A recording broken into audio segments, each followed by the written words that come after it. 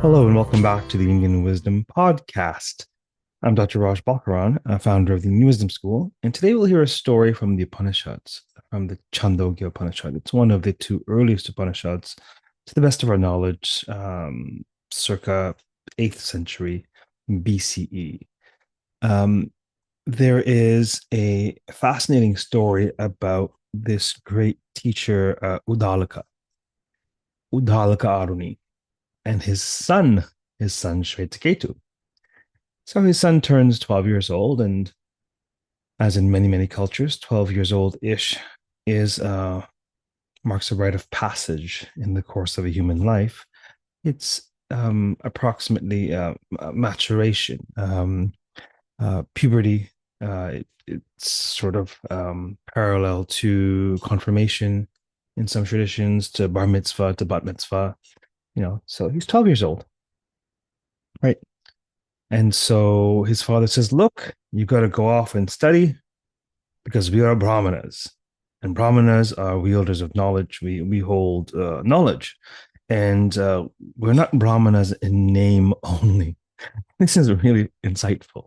It's fascinating because even some 2 to 3 millennia ago, there were those who were functioning within their caste by birth alone, and those who were functioning within the caste by accomplishing the needful duties according to that caste. So we're Brahmanas. We're not just Brahmanas in name alone. We can't just go do IT, son.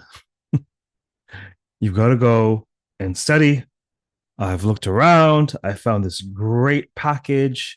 You're 12 now, so we can do junior high, high school, and your bachelor's all in one 12 years of study from 12 to 24.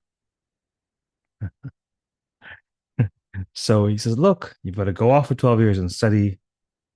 We'll set you up with this great Ivy League program. And so young Śvetaketu was off.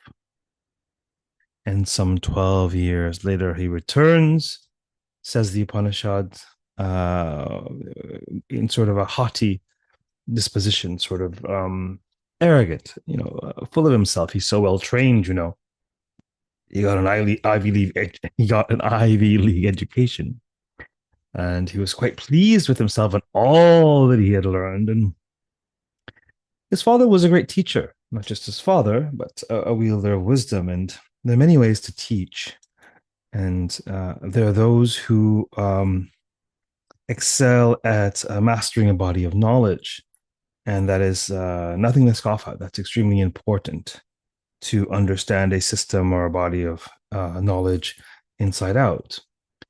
And yet, in terms of wisdom teaching, that is the first rung. Wisdom has to do with the transmission of knowledge, and the transmission of knowledge requires not just the amassing of the seeds and the planting of the seeds, but the tilling of the soil of the consciousness of the student, of the son, etc., etc., etc. And so, wise teachers not only share information, but they will ask provocative questions, or they will engage in intriguing activities so as to tweak the consciousness of the student. So it's more of an apprenticeship than a course, so to speak. And so seeing his son returning so well educated and so haughty, this is utterly fascinating. We really have this misguided sense that the ancients were so different than we are, but they were not. In every epoch of human history, one imagines there were those who were great with their hands, they were pragmatists, they were intellectuals, those great with ideas, those great with artistry, those gifted in spirituality, perhaps. And even at this phase, right, 3 millennia ago, ish, at least 2.5, we have the sense of, well, there's knowledge in a traditional sense, even in the Indic context. And then there's knowledge in an experiential sense. There's a deeper, a higher octave of knowing, right? And the fact that English has this singular word for knowledge is problematic. There are other languages that have multiple words for knowledge because there are multiple types of knowledge.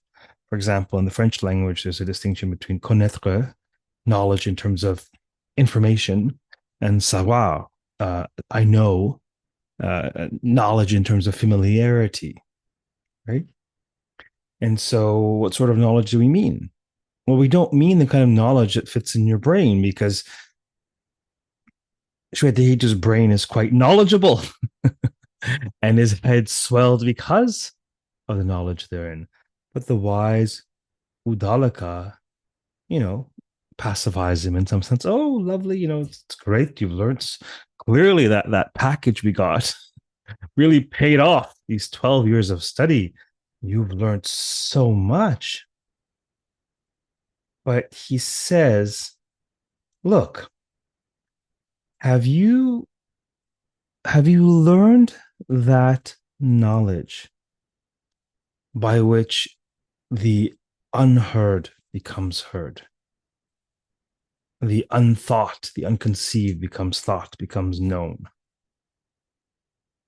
Have you learned that knowledge? And Śvetaketu was like, what, huh? What are you talking about, Dad? You know, he says, have you learned that knowledge? Have you learned that sort of that concept of variously described as substitution or transference?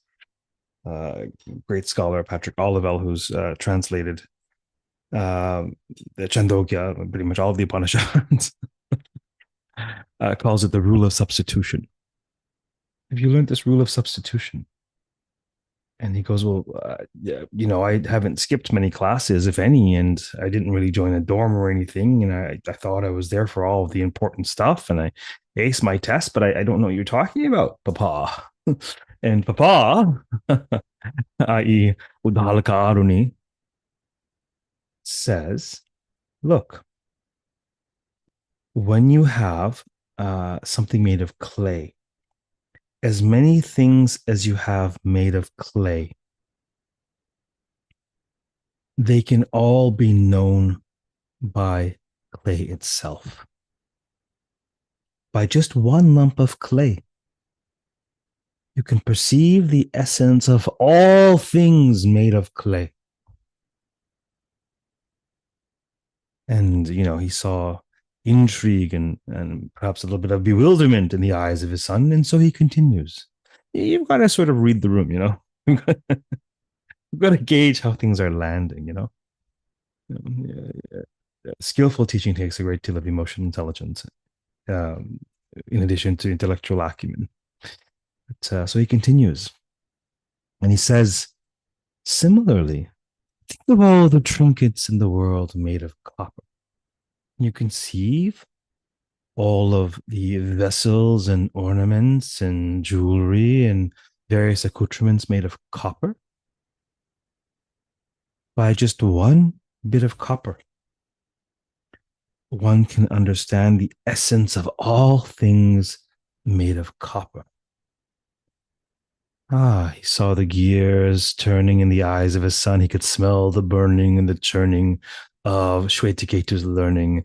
And so he continued and used the example of iron. Is it not the same with iron? Does not the essence of iron constitute all things made of iron, despite their forms? This is how this knowledge works. Śvetaketu was a little dazzled and perhaps a little bit bewildered and intrigued and inebriated and perhaps a little bit concerned. He says to his father, I suppose the illustrious professors with which I studied did not know this knowledge, else they would have taught it to us. Could you teach me this knowledge, Papa? Okay, let's do this. All right. So he's interested, right? He's interested. He's asking. This is the best type of person for whom to cook. one not just with a palate, but one who hungers, one who's hungry, one in need of nourishment. And so he uses these examples as a launch pad for something much more abstract and esoteric. He's speaking about existence, about being, and he says, in the beginning, son, this world was simply what exists, existence itself, only one without a second. Now, there are some silly, silly people, some, perhaps materialists and reductionists and, misguided physicists who say that the existent emerged from the non-existent and nothing was there before. What nonsense. How could something emerge from nothing? What existed before all this was existence itself, the one without a second. Before there was many, there was one. And even now, interpenetrating the many, abiding in the many, is the one without a second. It is that one who said, let me become many. Let me propagate myself through its own will. Right?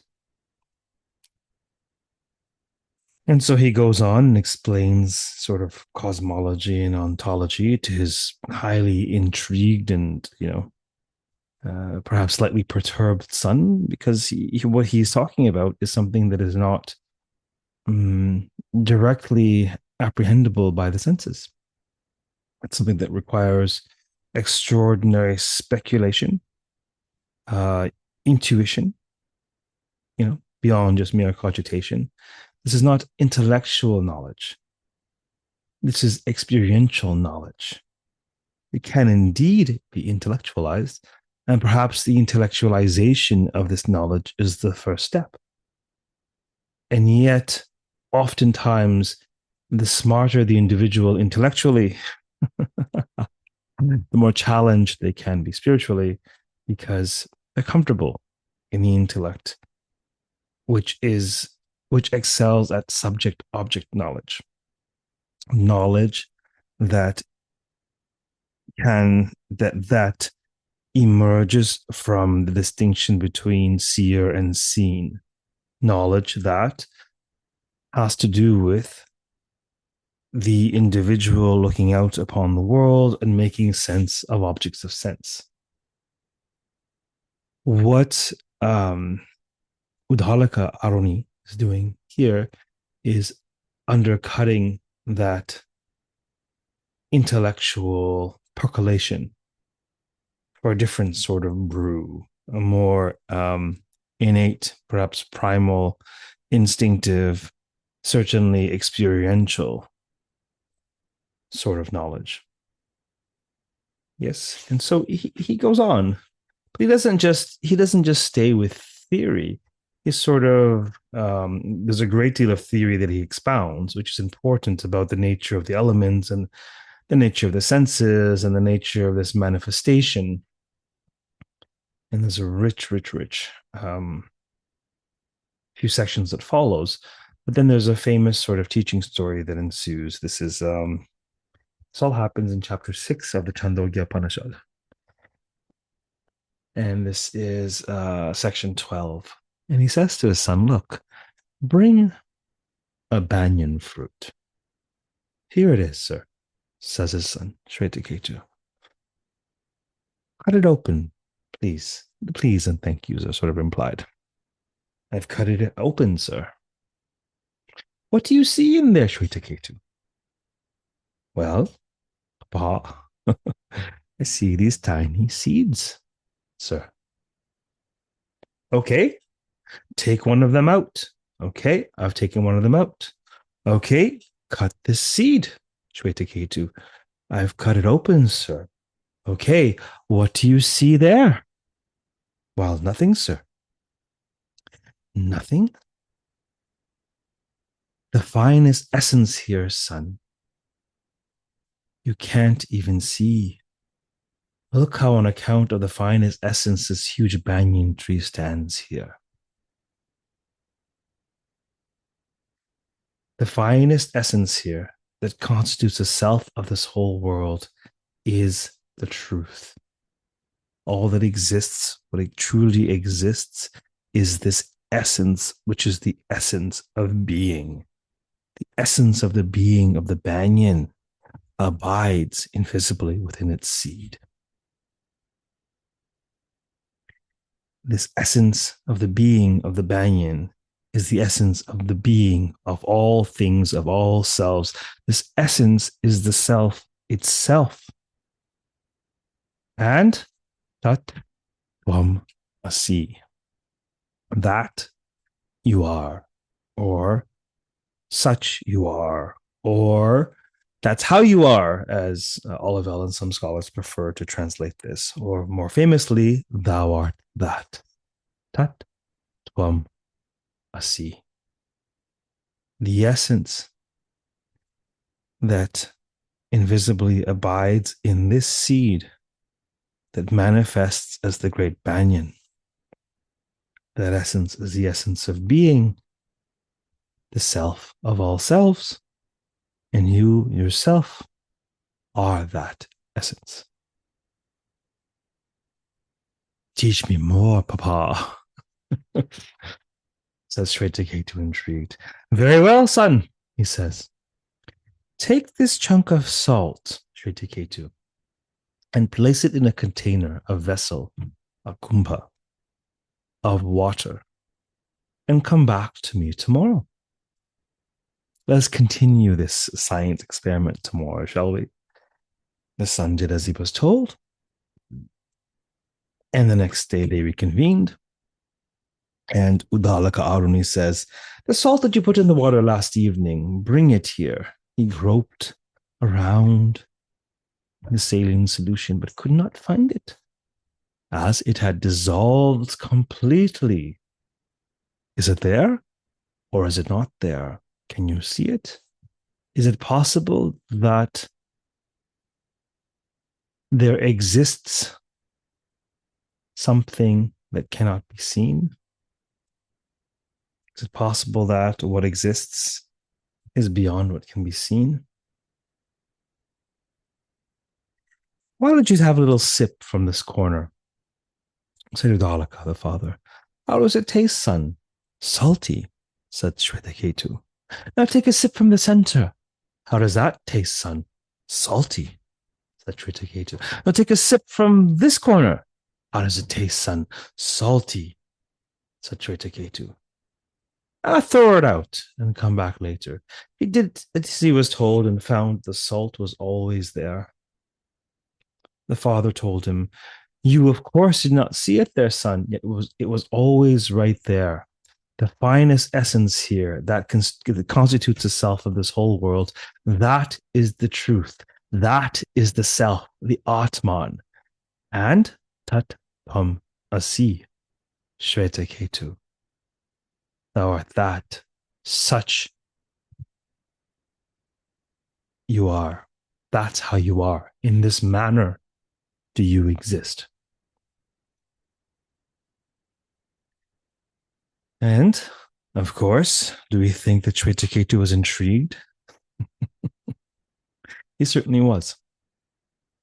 And the teachings continued for the benefit of Śvetaketu and for the benefit of untold millions who have been informed, intrigued, and inspired by these teachings.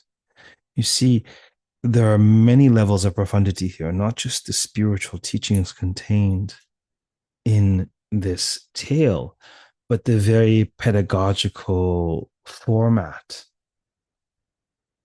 story, dialogue, the very manner of the transmission of the text is recorded in the text. And the notion of text itself is inapt and inept for broaching the power of lineal oral transmission. The text is but the residue of tradition. As I've said before, and I will say again, the text is on the tongue. And it is there that it lives, empowered by breath and thought and awareness.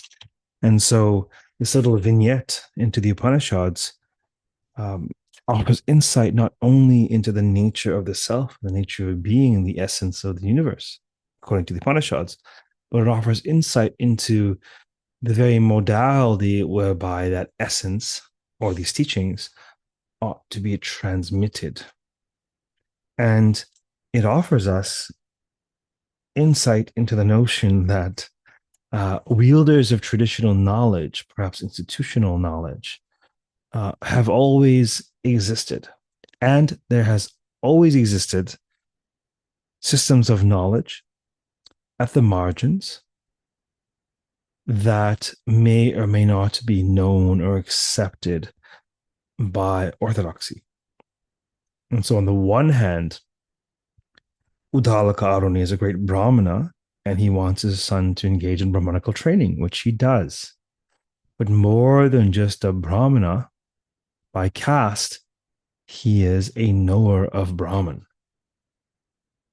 And he wishes to teach his son what one does not learn at university at Guru U, at the Gurukula, necessarily.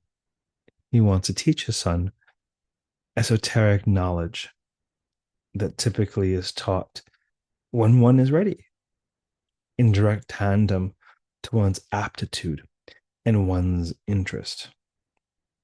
And for this reason, these teachings were not always public. But now they are. And so we have those who espouse them. We have those who realize them. We have those who ridicule them, and everything in between. Which one are you? I hope that this tale has been helpful in some way. And I wish you well in this new year at the time of recording this podcast, 2025. Be well and do reach out if I may be of service. Take care. Namaste.